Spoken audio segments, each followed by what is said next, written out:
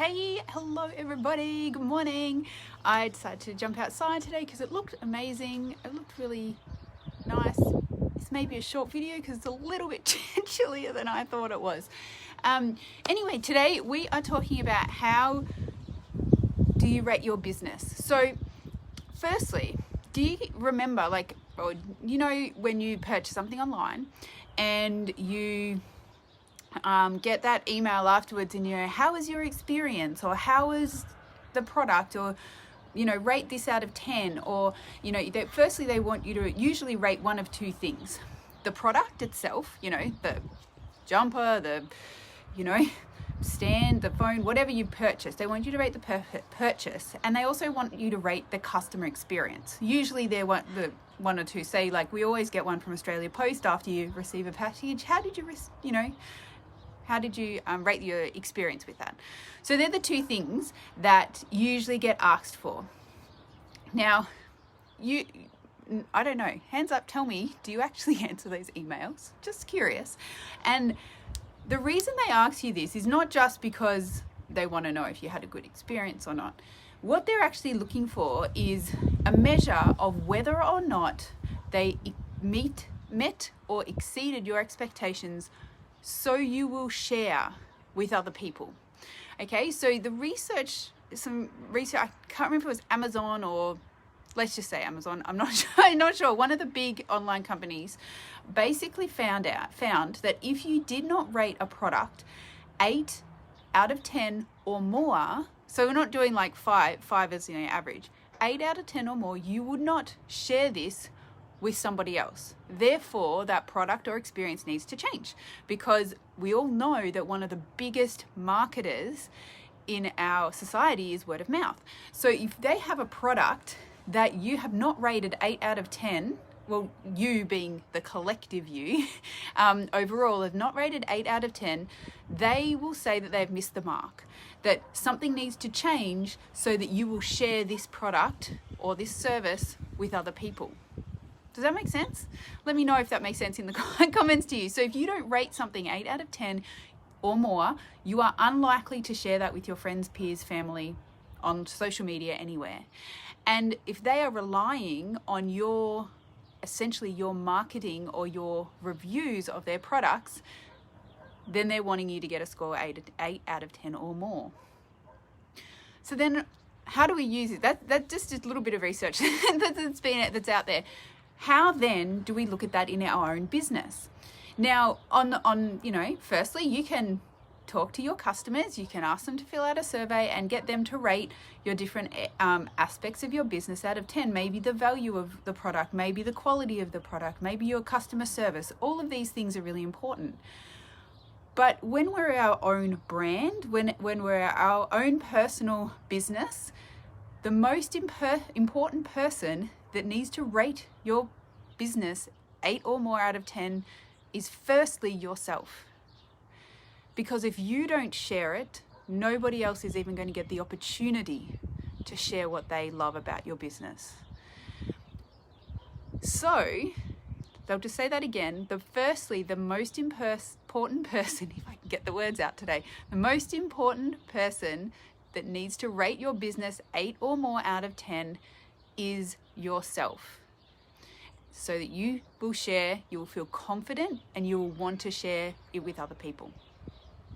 So how do we go about doing that, looking at that? And I'm just going to pick on 2 things at the moment today, because you can go away a bit later and have a think more about it, what it might be for you. The first thing I want to touch on is value. Now, if you believe 8 out of 10 or more that your product is valuable, then you are going to want to share it with other people. So valuable does not need to be the best quality. It does not need to be the cheapest quality. It doesn't have to be the cheapest price either. Value is when you are receiving something that you feel is worth either what you paid for or more. So if it is valuable to you, you need to make sure that your services, your products, or whatever you're selling in your business, you believe is good value, which hopefully you do, but this is a mindset piece really. So having a think about, do I actually feel like my customers are getting good value out of my products? Just a couple of questions. So I got some stuff written down here. So do you feel that what you're giving your customers is good value? Now, good value, as I said, doesn't have to be the best of the best. If everyone strove, I don't know if that's a right word either, strived? Either way, was striving for the best of the best product, the price point may not be for your particular target audience. Maybe for them, it is better value to get something smaller and less expensive. Maybe that's where your market is. Maybe your market is that top end few people that you are going to give so much value for, but they're actually going to be paying more for it. So really, so value does not equal price, is I guess what I'm trying to say over there overall. So that's the first thing. And this is how you value your product. So do you feel that your product is valuable? And on the second part of value is what you're giving them worthy? And so when we're looking at, is it worthwhile? Do you feel like 8 or more out of 10 that giving their time, energy, attention to your product is worthwhile for them? Okay, and again, this is going to be a different scale depending on the price point of the product, what they're actually doing, what your business is, and these are things that I hope people flesh out when I'm doing coaching with them as well. But is it worthwhile for them? And if you look at your product and go, oh, yeah, they're probably not going to get much out of it, or it's probably not, it's pretty long and they're not, the content is not there, or whatever that thought is in your head when you ask yourself, is this worthwhile for my customer or my client? If you have that negative thought in there, that is what you perceive your product to be, and that's what you're going to be putting out there. So is it valuable? Is it worthwhile? And the last thing I just wanted to touch on, 8 out of 10, is, do you feel that you are giving 8 or more out of 10 to your business? Do you actually feel like you're giving your best to your business? And I know that's a very all-encompassing big question right there. And I just wanted to put that idea in there lastly, because if you don't feel like you are giving your 8 or more out of 10 to your business, and again, that doesn't mean you need to be working full time. It does not mean that you have to be spending a whole heap of money in your business. 8 out of 10 from your perspective is different for everybody. So are you giving 8 out of 10 or more to your business?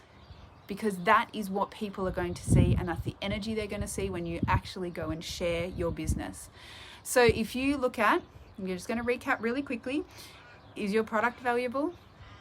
Do you feel it's worthwhile for them? And are you committed 8 or more out of 10 to your business? Then that's how people are going to see you show up.